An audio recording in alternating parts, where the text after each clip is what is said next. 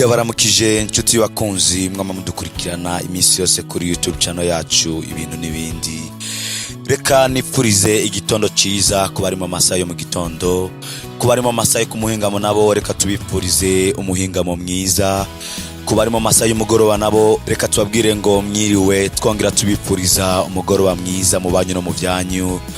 Belly-Blaise MBABAZI nijenje kuvugana namwe amwe mu makuru twashoye kubatohoreza atandi hano mushobora kuyasanga kiretse hano kuri chaîne yacu Ibintu n'ibindi.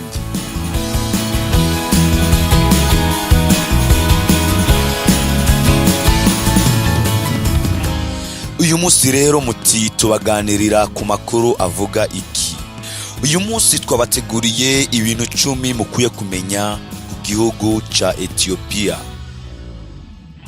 Wewe rero ari ryambere ushobora kuri kudukurikirana kandi gutumirire gufyonda kuri subscribe, wongere gufyonda no kugakengera kari iburyo kugira ngo igihe cyose dushize ko amakuru uze wame uyakurikirana atankuru nimwe ishoboye kugucika. Mukanya gato rero ndagarutse kugira ngo nshobore kubaganirira amwe mu makuru twabateguriye kuri uno munsi.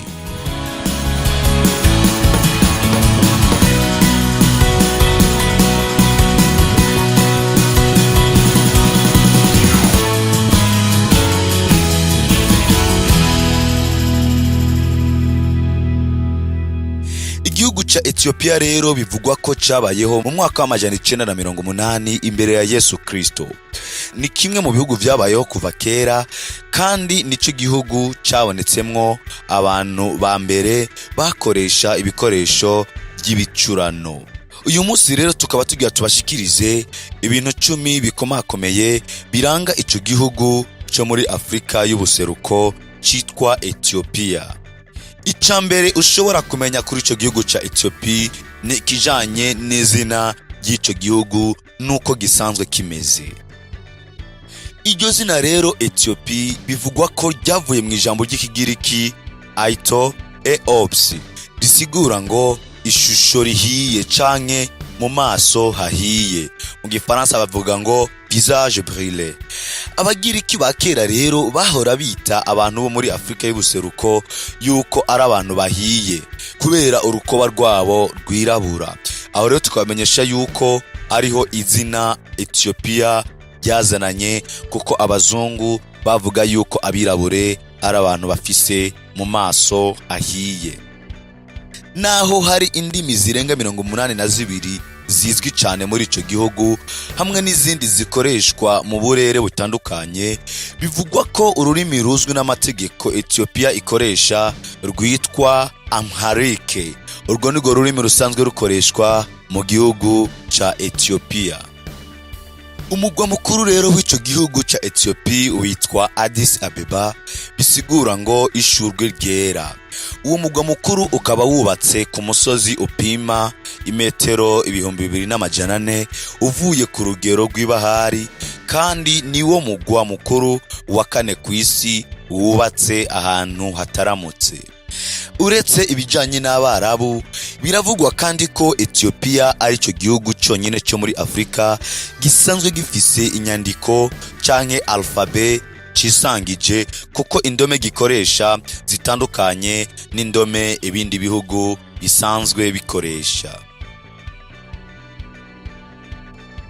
Ikigira kabiri ushobora kumenya ku gihugu ca Etiyopiya nuko kitigeze gikolonizwa habe no munsi numwe. Muti rero vyagenze gute? Etiyopiya nico gihugu cyonyene ca Afrika kitigeze gikolonizwa kuko catsinze abatariyano incuro zibiri zose kiriko kirondera kugumana ubwigenge bwaco. Aho tukabamenyesha yuko ico gihugu cashoboye kunesha abo bakoloni b'abatariyano kuko bisanzwe bivugwa yuko ico gihugu ca Etiyopiya kiri mu bihugu vyo muri Afrika byatanguye kuronka ibigwanisho bicira umuriro, bikaba byatumye ico gihugu ca Etiyopiya gishobora kwihagarara ko canke kigira ico twita mu gifaransa resistance. Biravugwa kandi ko hari ibihugu bimwe bimwe vya Afrika aho twovuga nka Ghana byashoboye kwigana amabara y'ibendera ya Etiyopiya. No kuvuga ngo ibendera rya Etiyopiya rifise ibara risa n'urwatsi rubisi, iritukura hamwe n'irisa n'umuhondo, kuko cabaye igihugu ca mbere ca Afrika catsinze mu vya gisirikare ibihugu vya Buraya byashaka kugikoloniza. Kigira gatatu mukwiye kumenya kuri ico gihugu ca Etiyopiya ni ikijanye n'umwami waco yitwa Haile Selassie wa mbere. Abantu bo mu idini rya Rastafarisme bafata umwami wa Etiyopiya Haile Selassie wa mbere nk'umwana w'Imana. Mu bisanzwe izina Rastafari riva mu ijambo rigabwemwo kubiri Ras Tafari, bisobanura mu rurimi rwa Etiyopiya Amharic umuganwa Tafari. Umuririmbyi wa reggae Bob Marley yari umurastafari azwi cyane, naho idini rya Rastafari ryatsimbataye cyane muri Jamaica ryatanguriye mu gihugu ca Etiyopiya. Mu myaka y'igihumbi kimwe amajana 930 hari umugwi w'abajamaika bemeje ko Haile Selassie wa mbere ari we Mesiya avugwa muri Bibiliya. Imbere yuko uwo mwami yitwa Haile Selassie wa mbere, bisigura ngo ubushobozi bw'ubutatu canke le pouvoir de la Trinité, yari asanzwe yitwa Tafari Makonnen. Imbere yuko aba umwami rero yari umurasi, bisigura ngo uwutwara akarere canke umugouverneur regional. Rastafari rero canke gouverneur Tafari amaze kuba umwami, izina ryiwe yaciye arigabira idini rya Rastafarisme risanzwe ryemera ko Yesu yari umwirabure. Muca mwumva yuko ibijanye n'iryo dini rya Rastafarisme bisanzwe birimwo ubuyobe.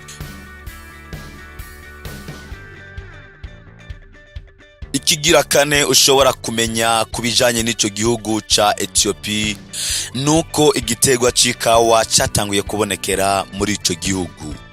Umworozi w'impene w'umunya Etiyopiya wo mu karere kitwa Kafa yatanguye kubona ikawa. Ni kuvuga ngo kafe kivuye muri Kafa. Aho hari igihe impene ziwe zari zitanguye gutamba zihejeje kurisha ikawa. Uno musi rero bivugwa ko abanyamerika 4 kuri 5 banywa ikawa n'imiburiburi rimwe ku munsi. Ikawa nico gitegwa njabuka amazi ca mbere mu bihugu 12 kandi nico kidandazwa gikomeye ca kabiri kw'isi havuye ikidandazwa ca petrole. Etiyopiya rero nico gihugu ca gatanu kw'isi kandi kikaba icambere muri Afrika mu kwimbura ico gitegwa c'ikawa. Belly-Blaise MBABAZI nije ndiko ndavugana namwe, ano makuru twashoye kubatohoreza ku gihugu ca Etiyopiya. Ikigira gatanu ushobora kumenya kuri ico gihugu ca Etiyopiya nuko muri Etiyopiya habayo abayuda, no kuvuga ngo ubwoko bw'Abisirayeli. Muri ico gihugu ca Etiyopiya biravugwa ko habayo abayuda bafise urukoba rwirabura bitwa abafarashas canke ababeta Israeli, no kuvuga ngo inzu ya Isirayeli. Abantu benshi rero bemeza ko woba ari umwe mu miryango y'Abisirayeli watakaye canke ko boba bakomoka ku mwami Salomo. Etiyopiya rero carigeze kugira umwamikazi w'umuyudakazi yitwa Judith canke mu Kirundi Yudita, yaganza uduce tumwe tumwe twa Etiyopiya mu kinjana ca 10. Uwo mwamikazi bikavugwa ko yashoboye guturira amashengero menshi yarari muri ico gihugu ca Etiyopiya.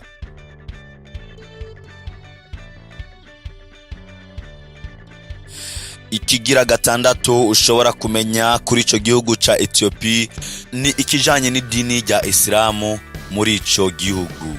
Etiyopiya rero biravugwa ko cabaye igihugu ca mbere cemeje Islamu nk'idini kandi carahaye indaro umuvugishwa Mahome canke Muhammad n'umuryango wiwe hamwe n'abayoboke biwe igihe bariko barahigwa bongera bicwa n'abarabu b'abapagani. Uyu munsi ibice 35 by'abanya Etiyopiya bari mu idini rya Isilamu. Ikigira indwi ushobora kumenya kuri ico gihugu nuko muri ico gihugu ariho hatanguye kuboneka umugore wa mbere yatwaye igihugu hamwe n'umugore wa mbere yashoboye kugendesha indege. Bivugwa rero ko umugore wa mbere yamenyekanye ku isi nk'umukuru w'igihugu ca Afrika yabaye umwamikazi wa Etiyopiya yitwa Ibintu, yarongoye ico gihugu kuva mu mwaka 1916 gushika mu mwaka 1930. Ikindi kintu gikomeye mukwiye kumenya nuko Asegedesh Asefa yabaye umudereva w'indege wa mbere w'umugore w'umunyafrika. Muca mutahura yuko rero abakenyezi bo muri ico gihugu ca Etiyopiya ntibavyorosha cyane mu gihe nabo nyene barangwa mu iterambere risanzwe rihurumbirwa n'abagabo kenshi mu bindi bihugu. Kigira umunani ushobora kumenya ku gihugu ca Etiyopiya nuko arico kibanza ca nyuma isandugu y'isezerano yaruhukiyemwo. Igishushanyo Aksum kiri mu gihugu ca Etiyopiya kizwi cyane nk'ahavugwa ko arico kibanza ca nyuma isandugu y'isezerano yari ibiswemwo amabwirizwa 10 Imana yahaye Mose yaruhukiye. Ni igishushanyo gihagaze gifise igihagararo gipima imetero 23. Ikigira icenda kiratangaje cyane nuko ikirangamisi ca Etiyopiya gitandukanye n'ibindi birangamisi ibindi bihugu bisanzwe bikoresha. Ikirangamisi canke ico twokwita calendrier ca Etiyopiya gifise amezi 13 kandi ugereranije n'ikirangamisi c'abanyaburaya n'abanyamerika kiri inyuma imyaka 7 canke 8 kuko mu mwaka wa 2015 coco cari mu mwaka wa 2008. Ukwezi kwa 13 gufise iminsi 5 gusa ariko mu mwaka ugaburikana 4 canke ico twokwita mu gifaransa année bissextile kuba gufise iminsi 6. Abanya Etiyopiya rero bahimbaza umwaka mushasha itariki 11 Nyakanga. Muca mwumva yuko ico gihugu gisanzwe cisangije ibijanye no guharura iminsi kuri calendrier.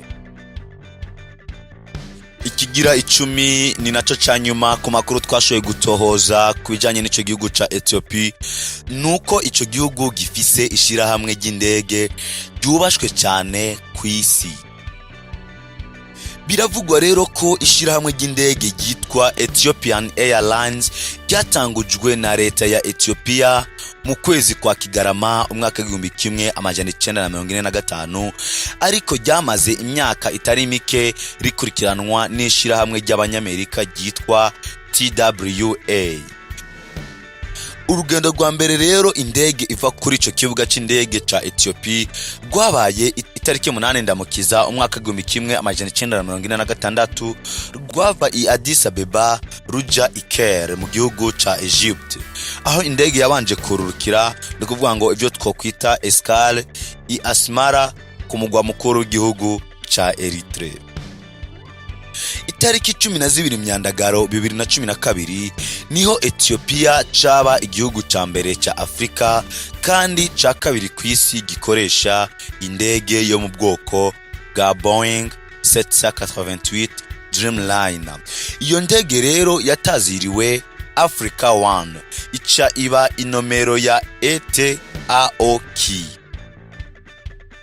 Mu mwaka 2017 bivugwa ko ishirahamwe Skytrax ryahaye ubwa mbere Ethiopian Airlines agashimwe kitiriwe ishirahamwe rya mbere ry'indege ryo muri Afrika mu gifaransa meilleure compagnie aérienne en Afrique.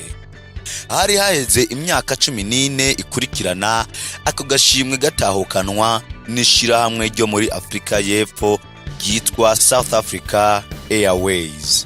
Aha rero niho amakuru twabateguriye inshuti bakunze mwariko muradukurikirana agarukiye. Belly-Blaise nariko ndavugana namwe, nkundira wewe wariko uradukurikirana ufyonde kuri like canke kuri j'aime, wongere usangize ano makuru inshuti yawe kugira ngo nawe nyene ashobore kuba yomenya ibi bintu bigize igihugu ca Etiyopiya. Aya n'ayandi rero tuzosubira mu makuru y'ubutaha. Imana yo mwijuru ishishikare kukuzigama cyane. Ciao ciao.